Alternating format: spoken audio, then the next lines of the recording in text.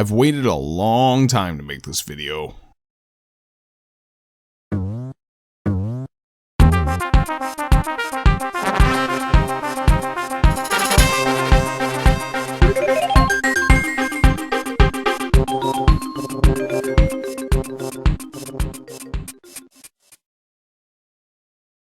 If you were asked which Nintendo franchises are at the top for Nintendo, what would you guess? You'd probably say Super Mario, The Legend of Zelda, Splatoon, Pokemon. In 2019, this is pretty accurate. There are some great games in these great franchises that stand as some of the best of all time. They've earned their places in the Nintendo Greats Hall of Fame. But you know, once upon a time, Nintendo had an up-and-coming star that stood toe-to-toe with these other great legacy characters. Because of unfortunate circumstances revolving around the studio developing the games, followed by a decade of mishandling the property, this Nintendo star fell from grace, and has sadly fallen almost completely dormant in the past decade. Two of his most recent outings have proved that there's still life to be had, and I'll be straightforward with you. I believe this year is the year he'll be making his grand return. Now, I'm sure you get the point by now, so of course, I'm talking about the one, the only, Donkey Kong. Story time! I grew up playing the Donkey Kong games, like all of them. Donkey Kong Country was my first video game ever, and the other two games in the series sit as the roots beneath my near lifelong gaming career. I've been with the Kong through the good and bad, so yes, I've also played and suffered through the terrors of Donkey Konga.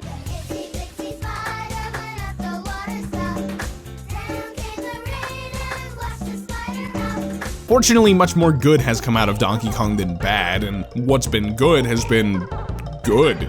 Like, really good. Like, genre-defining good, specifically when it comes to the Donkey Kong Country series, a tough-as-nails platformer. Oh god, it's so good. I think this series in particular has at least partially shaped my taste in gaming. When I play a platformer, I look for challenge. I crave it. I think that's why when a new easy-as-pie platformer comes out from Nintendo, it just doesn't stick the landing quite perfectly with me. But unlike many of Nintendo's other 2D platformers, especially in recent years, Donkey Kong hasn't tripped up on his 2D outings. This is some AAA, top-tier stuff. A lot of you watching this are probably wondering how Donkey Kong of all games could have been a top-tier Nintendo franchise, or why I think this year will be his year. Well, historically, the main Donkey Kong series has sold incredibly well. 3 of the top 10 best-selling Super Nintendo games are the Donkey Kong Country trilogy. On Nintendo 64, Diddy Kong Racing and DK64 are also in the top 10. Country Returns sold incredibly well on Wii, and despite the Wii U's floundering success, Tropical Freeze sold exceptionally well, sitting at 11th place on the sales chart. Not to mention the sales of the Switch port, which exceeded the Wii U sales in no time. There's a lot of untapped potential here. Nintendo has a franchise that has historically sold very well, that's waiting for a chance to shine in the spotlight once more. I truly believe this year could be his year, but before we can examine why that is, we need to analyze what made Donkey Kong great to begin with.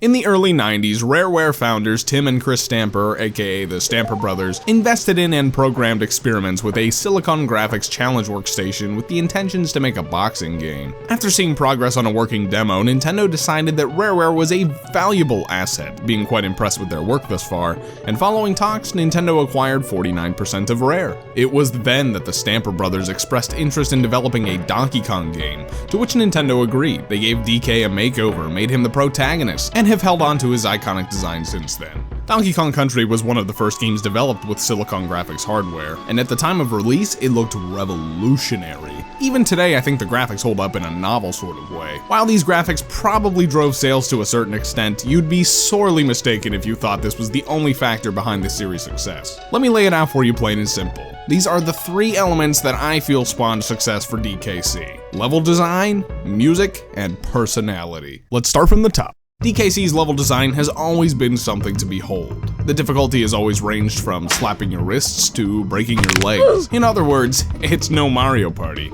These games get unapologetically hard fast. But with that said, it's never unfair. It provides you with obstacles that you need to overcome, and it's up to you to figure out the timing and precision necessary to achieve the success that you will be starved of. Take, for instance, the notorious minecart stages. Each and every button press is a gamble. If you jump too early, you're going to fall to your death or crash into an obstacle. With enough practice though, the timing of these jumps becomes second nature and the player can flow through them with the ease of a warm summer breeze in a freezer.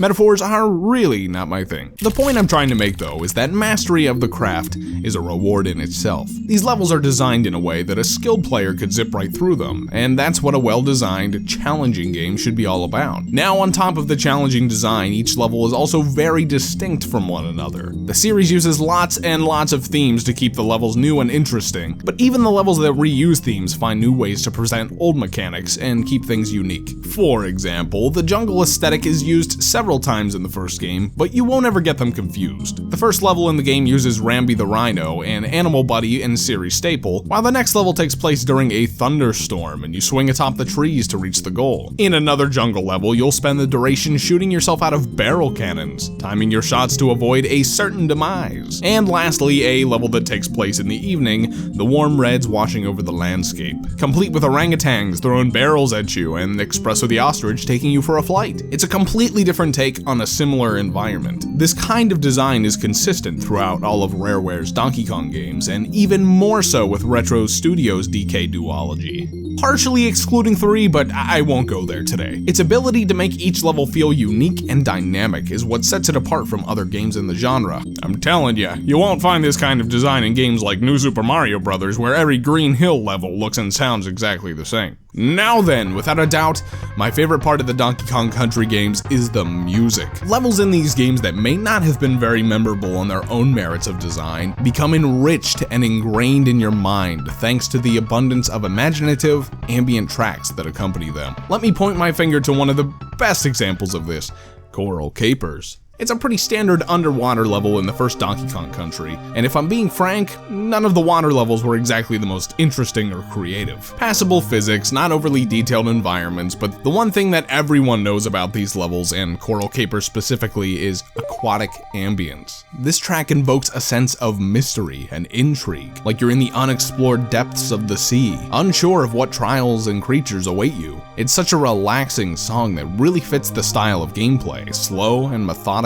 You want to take your time and be wary of the underwater physics, because if you try to skim through them all reckless and bombastic, you'll shortly find yourself careening into some undersea threat. There's a reason that aquatic ambience is held in such high regard, and it's because of the perfect implementation of the track. Throughout the Country series, music is constantly incorporated in a similar fashion. It's about ambience and immersion, just making these worlds envelop you in the rich environments that the game has to offer. David Wise is the main composer you'll hear being thrown around when referring to this series, and his work is absolutely undeniably stellar. DKC3 is a slightly different case, because the music takes a bit of a different approach, but Evelyn Fisher still manages to bring a strong soundtrack to the table for the Kong's third outing. 3 took more of a cartoony approach to the soundtrack, but still had plenty of ambient tracks that give off a similar feel to the other entries. That's what really takes the cake for Country. Ambience. Not just in terms of music, but sound in general. Take this cave level for instance. There really isn't much in the way of music, just background ambience. What really brings the level into its own is the sound design. The pitter-patter of trembling feet slapping the ground as you traverse the platforms, or the chomps of Claptrap running amok. The focus on enemy placement is key here, and the music is intertwined to emphasize this, however intentional it actually was. Now, of course, there's a bit more nuance to the sound and music of these games that I'm describing, and perhaps some much better examples as well. Bramble Blast from DKC2 comes to mind, but if I went over every example in the game, we'd be here all day. Let's go over the final key element to the Donkey Kong Country games, the overflowing canister of personality. I'm specifically going to be referring to the original trilogy for this segment, because while the Retro Studios duology has personality, it definitely has its own style and flair, which obviously makes sense. Different developers from different parts of the globe, and all that fun stuff. That and Rareware is the reason people fell in love with the characters and worlds of Donkey Kong in the first place. Gosh, where do I even begin? Well, let me just start off by saying that the worlds and music ooze personality of their own. Look at DKC2 for some of the best examples. Take the level Hornet Hole, where Diddy and Dixie Kong need to travel through a giant beehive with zingers and zinger larvae lurking around every corner, and honey that sticks you to the walls and ground. Or the carnival-themed levels of Kremland, where you ride deadly roller coasters with some crazy carnival-sounding tunes to accompany you. The levels being front-loaded with personality are a given, so let's dive a little deeper and check out some of the characters. Many staple characters of the Kong lineup got their start in the Country series. Cranky is always hilariously bitter, reminiscing of the arcade days and how these newfangled console games just aren't any good. He'll take jabs at you, the player, or you, the Kong, and occasionally give you hints that help enhance your gameplay. Donkey Kong has always been a means of traversing the map in the original trilogy, and was the epitome of 90s surfer culture. He's a bodacious dude who can get you where you need to be, shaw. It's just hilarious. These games are loaded with side characters with their own unique personalities, and while these characters are certainly memorable in their own regard, nothing quite compares to the main baddies of the bunch. The Kremlings are the unsung heroes of Donkey Kong Country. Honestly, these guys are peak personality and do a lot for the world building of Donkey Kong. Hell, the second game takes place entirely in Kremling territory, picking up on the Gangplank Galleon, which served as the location of the final boss from the first game, and sees you travel through the Kremlings' homeland. The Kremlings are the Donkey Kong antagonists, and I feel they should be attributed just as much to the success of the series as the Big Ape himself. Let's start from the top. King K. Rool is a frickin' nutcase. The leader of the Kremling crew that has multiple personality disorder. You won't ever know what kind of schemes he'll be up to next. A military general leading his troops to steal the Kong's banana horde? Check. A pirate captain decking his crew out like scurvy dogs in a heist to capture Donkey Kong? Check. A mad scientist who uses crazy gadgets to capture and torture DK1 and DK2? That's there too. This kind of theming extends even into the last Rareware-made Donkey Kong game, DK64, where he takes up the persona of a boxer. The open-endedness to this guy is absurd and hilarious and has gone sorely underutilized in the Retro Studios games. Don't get it twisted though, his Kremling crew is just as iconic. They deck themselves out in gear to be in line with their leader, and have a real fascination with alliteration. Claptrap, Critter, Clump, Crusha, Cackle, Clobber, Cruncha, Clomp, Crook, and the list goes on and on. It's this sort of attention to detail in naming that really ties the whole group together, solidifying them as a crew. Or crew, rather. The non-Kremling enemies also get some clever names as well, and just re-emphasize the British wit that the games are drenched in.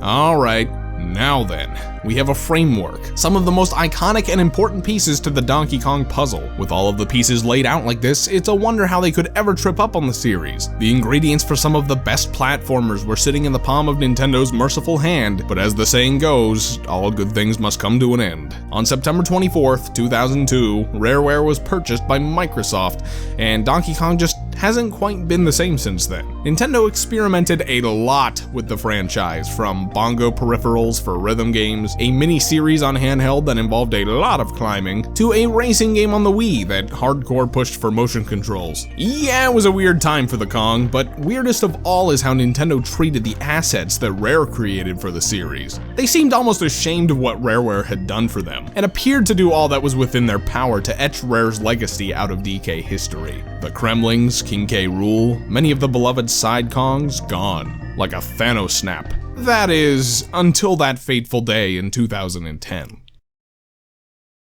Retro Studios in Texas has produced some great Metroid titles. But when they said they were ready for something new, we asked them to take one of the most treasured franchises in video game history and to make it magic again. If you listen, you can hear it coming.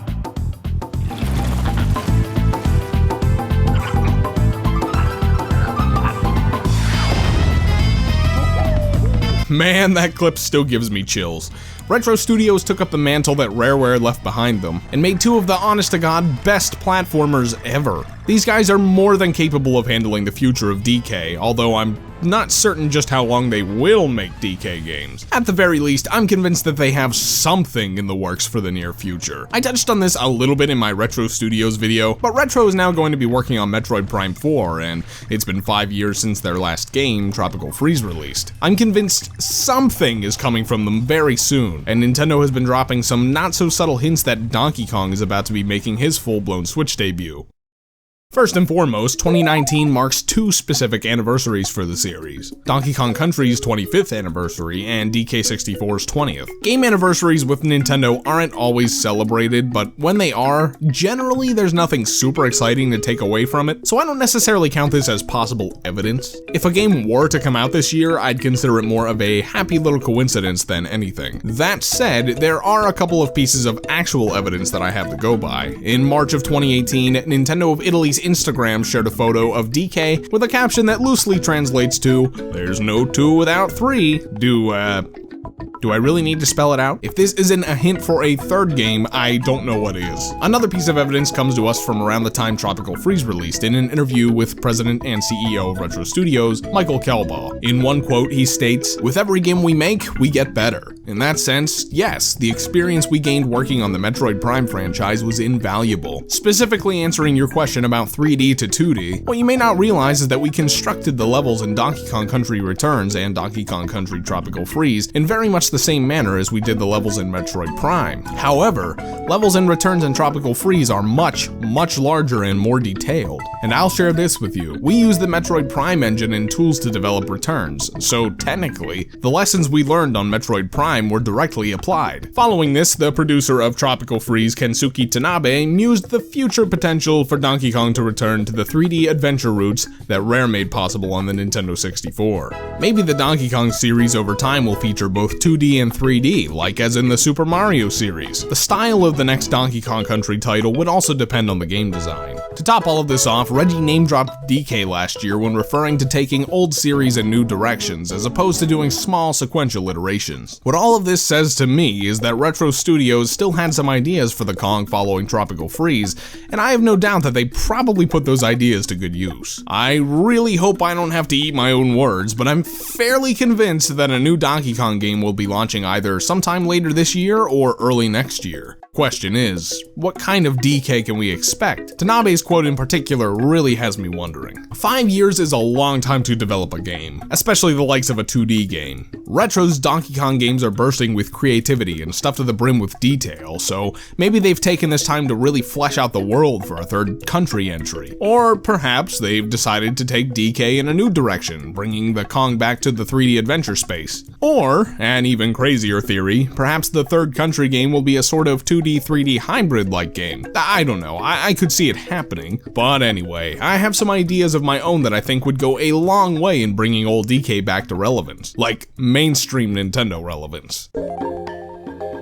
There's a reason I haven't touched on DK64's ideas and design yet, and well, that's because I think the game kind of sucks. It's a slog to play through, but I do think there's a lot of good ideas tucked away in there. I think having an open world design closer to the likes of Banjo-Kazooie and Mario Odyssey would do wonders for a new DK game. But this ain't DK64. That game locked off big chunks of itself if you weren't playing as the right Kong, which led to a buttload of backtracking. I love the idea of playing as multiple Kong characters, but they should be more well integrated into the open world design. Allow us to switch between them at will rather than constantly backtracking to a swap barrel to get who we need. The collectibles were a big part of why backtracking was necessary, and while DK games do tend to have a lot of collectibles for you to discover, they went way overboard in 64, and worst of all, a lot of it was necessary to complete the game. I love having collectibles in my open world 3D platformers, but how about streamlining the collecting process to make it more enjoyable? Make it so every Kong can collect every collectible, but maybe make it so only certain Kongs can reach certain collectibles?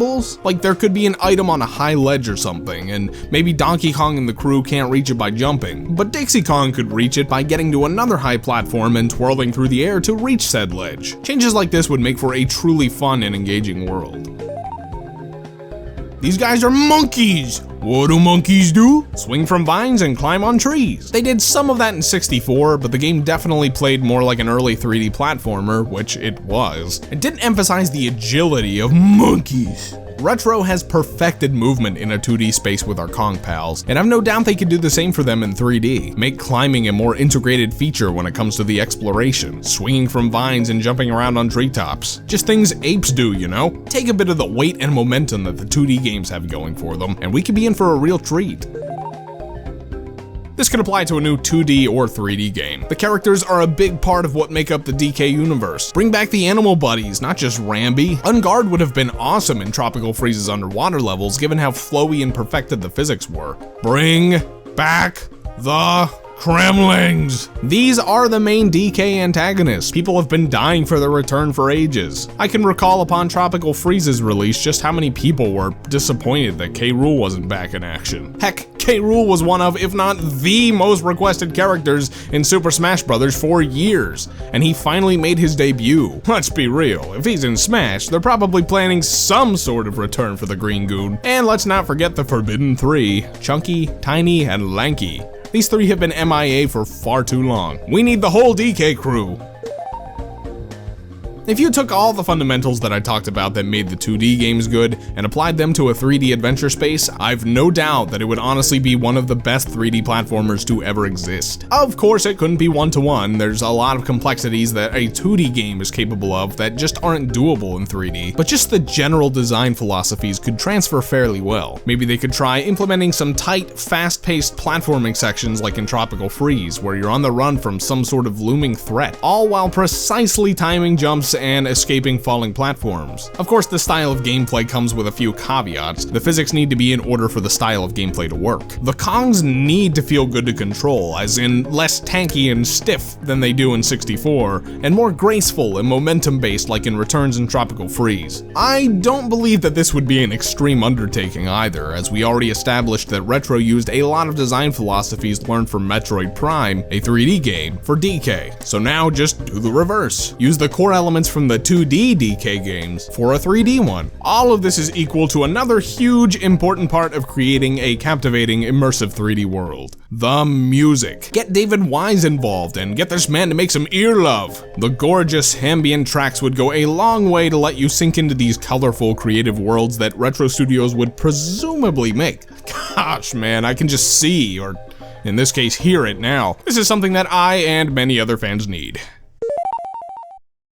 Alright, okay, this video has probably gone on for long enough.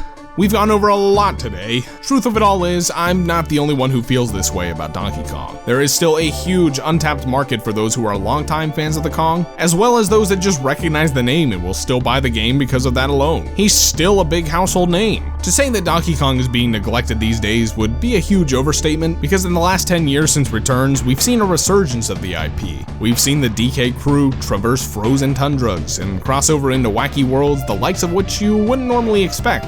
We've seen the return of our glorious Green King, and along with him a plethora of new Donkey Kong remixes, and other references stuffed into Super Smash Bros. Ultimate. Smash Bros. Ultimate! The single biggest game to be represented in, and the love is still being spread and felt to this day. It's great to see Nintendo finally realizing what they have in the palm of their hands, man. DK is the 5th best-selling Nintendo franchise. Well, like, what? How did they ever screw up so bad? It's true that there was an off decade or so for the ape, but things are really starting to look up, and hopefully the future of the series will be upon us very soon.